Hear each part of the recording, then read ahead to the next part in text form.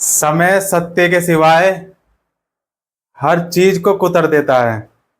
समय सत्य के सिवाय हर चीज को कुतर देता है। और कुतरने से कौन कुतरता है? चूहा कुतरता है। और चूहों की दास्तां को आज हम पढ़ेंगे। मूसक। मूसक। मूसक महाराज किस देवता की सवारी है? यस, देवता बताएंगे। हाँ, नहीं मालूम? गणेश जी की सवारी है ना मूसक महाराज। तो उन मूसक महाराज के बारे में ही, उसके इतिहास के बारे में जानेंगे। चूहों के बारे में। चूहों चूहों से क्या हुआ? प्लेग की बीमारी हुई। कैसे हुई उसके बारे में हम जानेंगे, ठीक है ना। तो समय सत्य के सिवाय हर चीज को कुतर के रख देता है। क्लियर हुई बात? यहां तक कोई दिक्कत आने में नहीं। साफ सफाई और बीमारी। रोजमर्रा का प्रतिरोध। भाई रोजमर्रा का प्रतिरोध क्या क्या है? तो उपनिवेशवाद के खिलाफ ऐसे राजनीतिक संघर्ष शिक्षा के क्षेत्र में, शिक्षा के क्षेत्र में ही नहीं चल रहे थे, बहुत सारे दूसरे स्थानों में भी गुलाम जनता नाना प्रकार के गुस्से से भी व्यक्त कर रही थी। और ऐसे ही एक जगह है, क्या है? हनोई। क्या है? हनोई।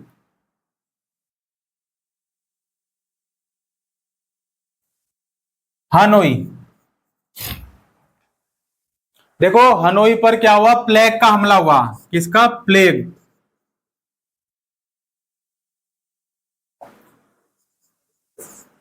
बीमारी होती है ना।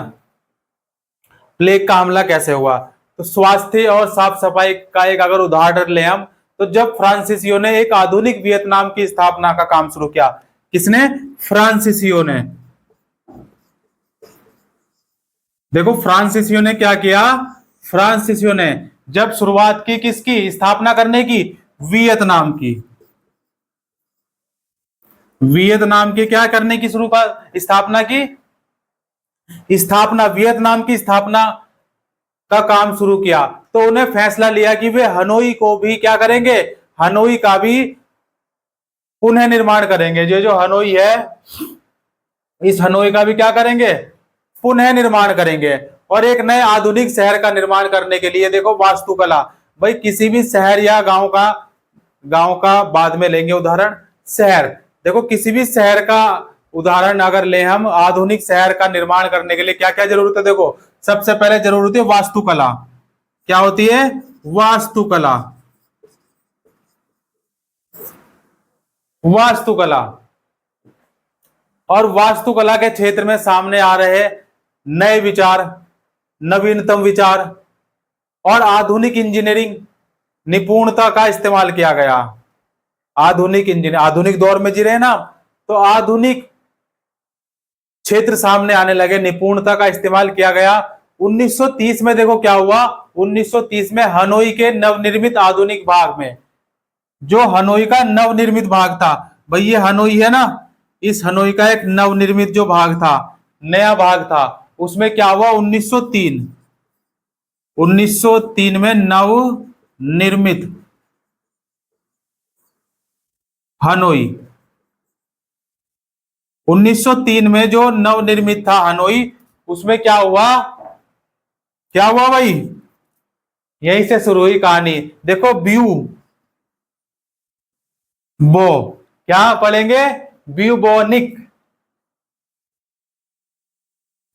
प्लेग। ये क्या है? ये एक महामारी है। महामारी ये फैल गई 1903 में। कब? 1903 में हनोई में ये भाई महामारी फैल गई, जिसको हम सिर्फ शॉर्ट में क्या लेंगे? प्लेग। यहां तक क्लियर हुई? यहां कोई दिक्कत? अब देखो बहुत सारे औपनिवेशिक देशों में इस बीमारी को फैलने से रोकने के लिए जो कदम उठाए गए, भाई ये जो महामारी थी, इस महामारी को रोकने के लिए जो कदम उठाए गए देशों में इस तरह की बीमारी को रोकने के लिए, क्योंकि देश में कहीं ये बीमारी ज्यादा ना फैले, इसलिए उसको रोकने के लिए कदम उठाए गए। और उनके कारण भारी सामाजिक तनाव पैदा हुआ। जो कदम उठाए गए, भाई जो भी इसको महामारी को रोकने के लिए कदम उठाएगा, उससे क्या हुआ? उससे एक सामाजिक तनाव, गहमा गहमी पैदा हुई। परंतु हनोई के हालात तो कुछ खास ही थे इसके। हनोई के तो कुछ खास ही हालात थे। क्या थे वे? देखो वहां दिक्कत क्या थी। देखो हनोई के फ्रांसीसी आबादी वाले हिस्से में एक खूबसूरत और साफ सुथरे शहर के रूप में बनाया गया था, जहां पर क्या थी, चौड़ी चौड़ी तो सड़कें थी और निकासी का बढ़िया इंतजाम था। देसी बस्ती में ऐसी कोई आधुनिक सुविधा नहीं थी। जो सुविधा इस नवनिर्मित हनोई में थी, वो सुविधा देसी बस्ती की अगर हम बात करें तो वहां नहीं थी। जो जितनी चीजें यहां थी मॉडल, एकदम मॉडर्न तरीके से एकदम सारी चीजें उपलब्ध। तो पुराने शहर का सारा कचरा, गंदा पानी सीधे नदी में बहा दिया जाता था। भारी बरसात या बाढ़ के समय में तो सारी गंदगी सड़कों पर तैरने लगती थी। कहां से तैरने लगती? सड़कों पर सारी गंदगी आती। असल में प्लेग की शुरुआत ही उन चीजों से हुई थी जिनको शहर में फ्रांसीसी भाग में स्वच्छ परिवेश बनाने के लिए, भाई जो नवनिर्मित था इसमें, इसको स्वच्छ बनाने के लिए क्या कहा गया? स्वच्छ परिवेश बनाए रखने के लिए लगाया गया था। जैसे कि शहर के आधुनिक भाग में विशाल शिविर आधुनिक था। क्या था? शिविर, सीवर, सीवर लाइन बनाई। और यह शिविर लाइन आधुनिकता का क्या है? प्रतीक थी। यही शिविर चूहों के पनपने के भी आदर्श थी, आदर्श साबित हुआ। भाई चूहों के पनपने का भी ये शिविर चूहों को निर्बोध आवाजाही के लिए उचित थी। इसके चलते हुए देखो क्या हुआ था, पूरे चूहे शहर में बेखटके घूमते रहते थे। सारे चूहे भाई कहीं भी, इधर से निकले इधर घुसे, उधर से निकले उधर घुसे। और इन्हीं पाइपों के रास्ते चूहे फ्रांसीसियों के चाक चौबंद घरों में भी घुसने लगे। इन्हीं के रास्ते से कहां घुसने लगे? लोगों के घर में भी घुसने लगे। आज भी घुसते हैं ना। अब देखो क्या किया जाए।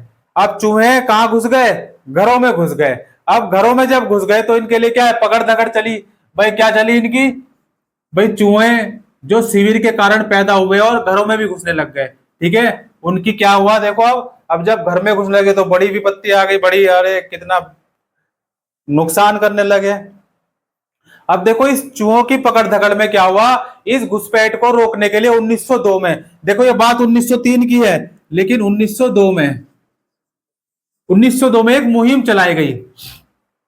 वो मुहिम क्या थी? मुहिम शुरू हो गई थी चूहों को पकड़ने की।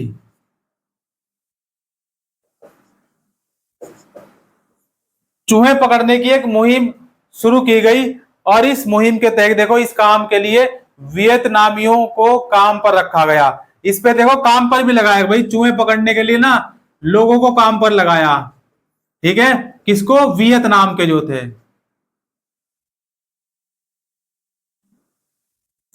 वियतनाम के जो लोग थे उनको चूहे पकड़ने के लिए काम पर लगाया गया। और हजारों की संख्या में 30 मई तारीख क्या थी? 30 मई को करीब करीब 2 लाख चूहे पकड़े गए। कितने? 2 लाख चूहे पकड़े गए। इसके बावजूद भी देखो चूहे खत्म होने का नाम ही नहीं ले रहे। भाई चूहे खत्म होने का नाम ही नहीं ले रहे, बड़ी समस्या। तो वियतनामियों को चूहों के शिकार की इस मुहिम के लिए देखो क्या है, सामूहिक सौदेबाजी का महत्व समझ में आने लगा। भाई क्या है कि जो ये लोग काम पे लगाए रखे हैं चूहे पकड़ने के लिए, अब चूहे तो कम होने का नाम ले नहीं रहे हैं, तो एक सौदेबाजी कर सकें ये लोग, क्या कर सकें? सौदेबाजी कर सकें। तो सौदेबाजी करने के लिए क्या हुआ? एकजुट, यूनिटी बना ली इन्होंने। क्या कर लिया? यूनिटी बना ली, समूह बना लिया, एकजुट हो गए और बेहतर मेहनताने के लिए सौदेबाजी कर सकते थे। उन्होंने इस स्थिति का फायदा उठाने के लिए देखो क्या किया, एक नायाब तरीका ढूंढ लिया। वो नायाब तरीका क्या था? देखो जब ये चूहे पकड़े जाते थे मजदूरों के द्वारा, तो उनको मजदूरी का चूहे पकड़ने की जो मजदूरी मिलती तो कैसे मिलती थी, उसकी एक प्रक्रिया थी। क्या थी? कि जो लोग शिविरों की गंदगी में घुसकर काम करते थे और उन्होंने पाया कि अगर वे एकजुट हो जाएंगे तो देखो मेहनत तासी जो होगी क्या होगी, अपनी कर सकते हैं। और वो करना शुरू कर दिया इन्होंने। अब देखो क्या था, जब उन्हें चूहे पकड़कर मार डालते थे तो क्या था, सबूत के तौर पर उन्हें चूहों की पूंछ लाकर दिखानी पड़ती थी। भाई हाँ भाई हमने चूहे की पूंछ, ये रही देखो एक चूहे की पूंछ, हमने चूहे को पकड़ा और मार दिया, तो उस हिसाब से पूंछ गिनी जाती थी। और पूंछ के अनुसार ही क्या किया जाता था, उनको मजदूरी मिलती थी। अब देखो हुआ क्या, ट्विस्ट आ गया कहानी में। क्या ट्विस्ट था वो, कि मजदूर क्या है, इस प्रावधान का फायदा उठा, देखो प्रावधान है ना ये, इस प्रावधान का फायदा उठाते हुए ज्यादा पैसा कमाने के लिए चूहों को पकड़कर उनकी पूंछ काट लेते थे और उनको जिंदा ही छोड़ देते थे, मारते नहीं थे। क्या करते थे, मारते नहीं थे, उन्हें जिंदा ही छोड़ देते थे ताकि वे कभी खत्म ना हो। और उनके पकड़ने का सिलसिला ऐसे ही चलता रहा, ऐसे ही चलते रहे भाई सिलसिले। और कुछ लोगों ने तो पैसे कमाने के लिए बकायदा चूहे पालना भी शुरू कर दिया। क्या कर दिया था, चूहे पालना भी शुरू कर दिया था बकायदा। और निर्बल इस प्रतिरोध का और असहयोग से तंग आकर आखिरकार फ्रांसीसियों ने क्या किया, चूहे के बदले पैसे देने की योजना को क्या कर दिया, बंद कर दिया। इस योजना को क्या कर दिया, अब इस योजना को बंद कर दिया। जो चूहे पकड़ने की मुहिम वाली योजना चलाई थी, इस योजना को क्या कर दिया, बंद कर दिया। लेकिन बंद करने के बाद भी जो प्लेग खत्म हो नहीं हुआ, ठीक है ना। अगर बंद कर दिया तो इसका मतलब ये नहीं था कि ये बीमारी महामारी जो फैली थी ये खत्म हो गई। ना केवल 1930 में बल्कि अगले कुछ सालों तक ये बीमारी पूरे इलाके में फैल गई। अगले कुछ सालों में क्या हुआ, ये प्लेग की बीमारी पूरे इलाके में फैल गई। और चूहों के इस आतंक की कहानी कई मायनों में फ्रांसीसी सत्ता की सीमा और सभ्यता प्रसार में उनके मिशन में निहित अंतर्विरोधों को सामने ला देती है। चूहे पकड़ने वालों की हरकतों से हम पता लगा सकते हैं, हमें पता चल सकता है क्या, कि वियतनाम के लोग रोजमर्रा की जिंदगी में उपनिवेशवाद का किस किस तरह से विरोध कर रहे थे। अब देखो किस किस तरह से विरोध कर रहे थे। विरोध एक तो धर्म के नाम पर होता, धर्म पर होता विरोध, धर्म पर, और उपनिवेशवाद, उपनिवेशवाद, उपनिवेशवाद, ये क्या हो रहा था, विरोध, विरोध। अब देखो उपनिवेशिक वर्चस्व निजी और सार्वजनिक जीवन में तमाम पहलुओं पर नियंत्रण के रूप में सामने आता है। कैसे, फ्रांसीसियों ने ना केवल सैनिक ताकत के सहारे, किसका, जो फ्रांसीसी थे, फ्रांसीसी ने देखो क्या किया, सैनिक ताकत,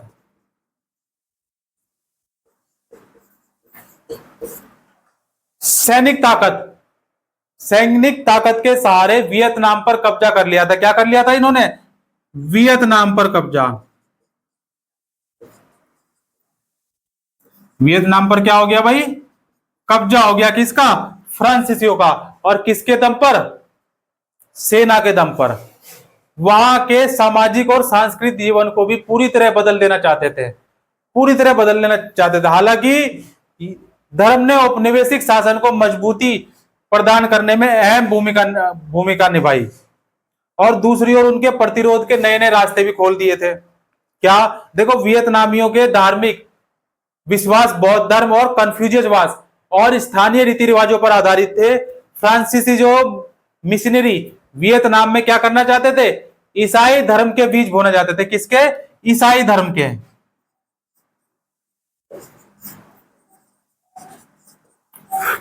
ईसाई धर्म के बीज बोना चाहते थे। उन्हें वियतनामियों के धार्मिक जीवन में इस तरह का घोल मेल जो था पसंद नहीं था। उन्हें क्या लगता था, उन्हें लगता था कि पराभौतिक जीवन में इस तरह के तालमेल जो है पूजने की वियतनामियों की आदत को सुधारना चाहिए। 18वीं सदी से ही बहुत सारे धार्मिक आंदोलन पश्चिमी शक्तियों के प्रभाव और उपस्थिति के खिलाफ जागृति फैलाने का प्रयास करते रहे। जैसे कि एक है 1868 का, 1868, कब, 1868, 1868 का एक रिवोल्ट है। उसका रिवोल्ट का नाम क्या है, स्कॉलर्स। क्या नाम है बच्चे, स्कॉलर्स रिवोल्ट। लिख लो, पूरा लिख लो, क्या लिखोगे, रिवोल्ट। बोल्ड, नट बोल्ड वाला नहीं, क्या है, रिवोल्ट। विद्वानों का विद्रोह, विद्वानों का विद्रोह। देखो, फ्रांसीसी कब्जे और ईसाई धर्म के प्रसार के खिलाफ शुरुआती आंदोलन में से एक था। ये आंदोलन जो है ना, जो शुरुआती आंदोलन हो रहे थे, उन आंदोलनों में से एक था। और इस आंदोलन की जो बागडोर है, वो बागडोर किसके पास थी? शाही दरबार के अफसरों के हाथों में थी। किसके हाथों में थी? शाही अफसर। कैसे लिखेंगे भाई शाही? बता। हाँ, बता कौन सा वाला शाह कौन सा होता है वो?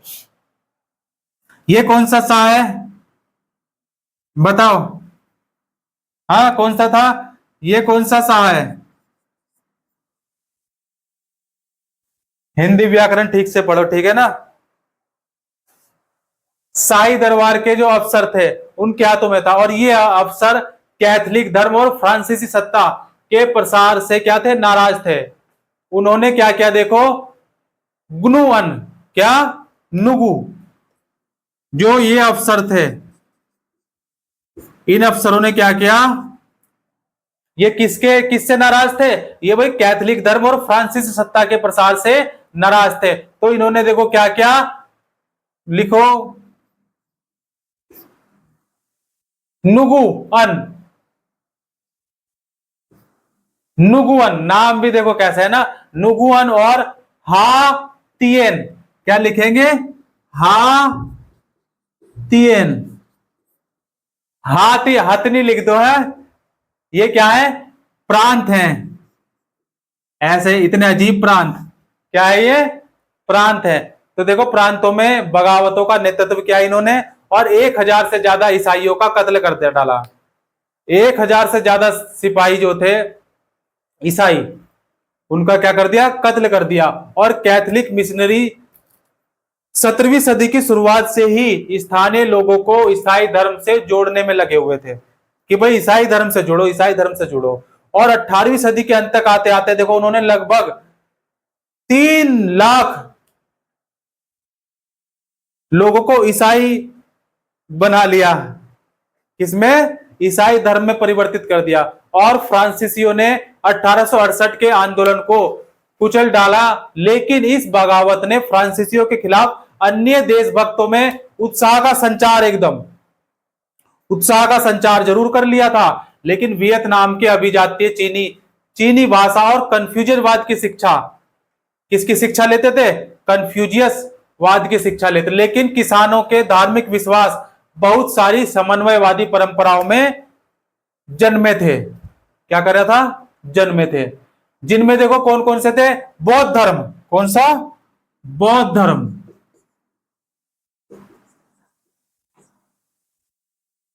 बौद्ध धर्म।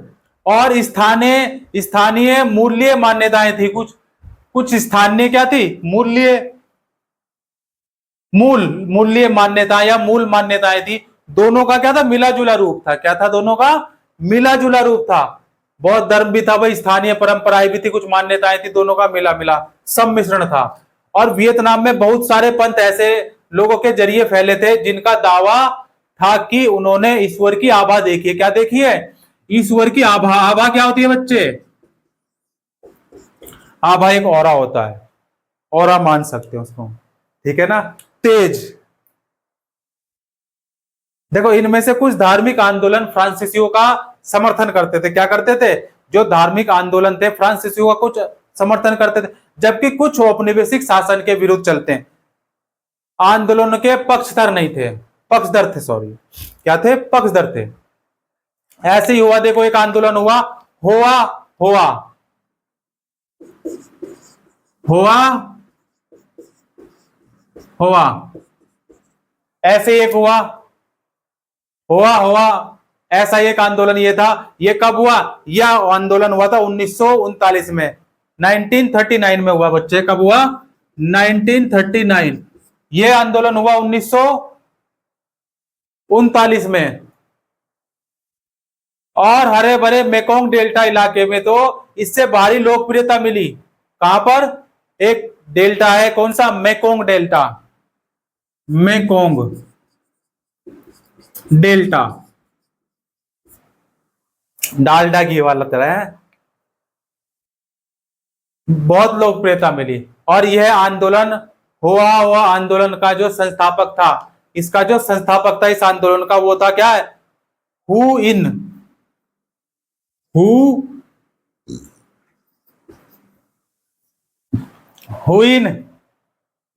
फूसो। क्या लिखेंगे? फूसो। हम सिर्फ फूसो याद रखेंगे, ठीक है ना। वह क्या था देखो, जादू टोना और गरीबी की मदद क्या करता था भाई? जादू टोना करता था, क्या करता था? ये जादू टोना था करता था, ठीक है। क्या करता था ये? फूसो जादू टोना,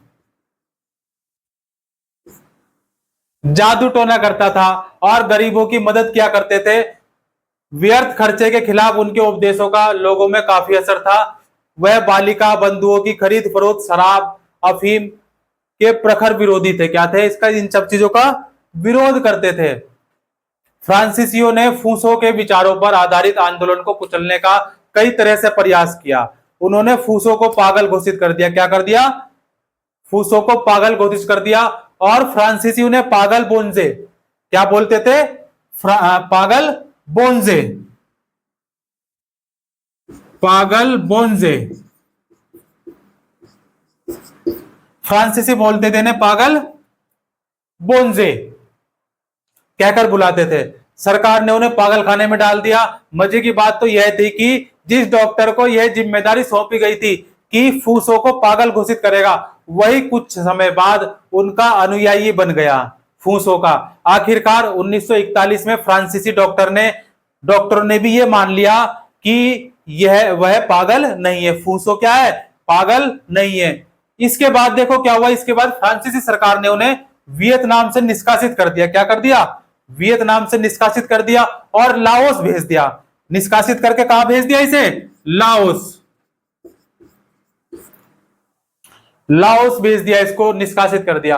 और उसके बाद सारे समर्थक और अनुयायियों को यातना शिविर में डाल दिया।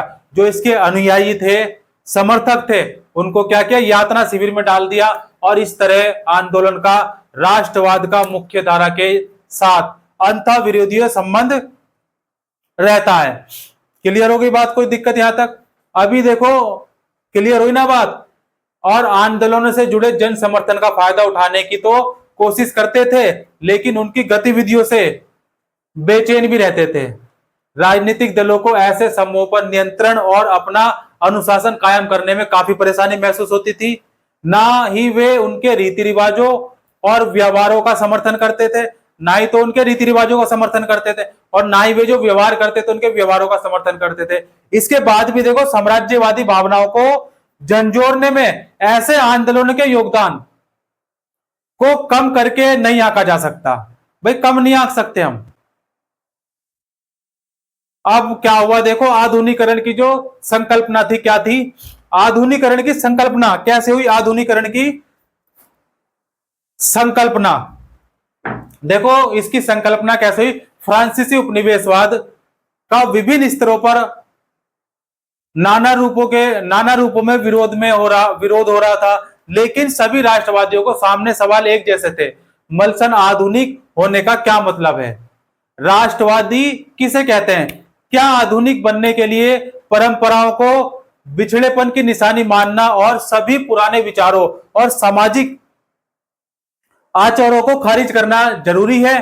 क्या पश्चिम की ओर विकास व सभ्यता का प्रतीक मानना और उसकी नकल करना जरूरी है?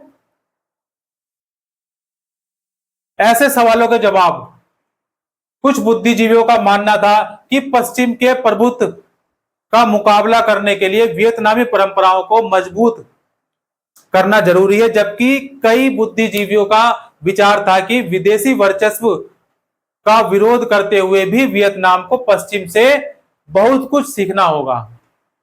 क्या करना होगा? बहुत कुछ सीखना होगा। आधुनिक बनने के अन्य तरीके देखो क्या थे? आधुनिक बनने के अन्य तरीके जापान और चीन।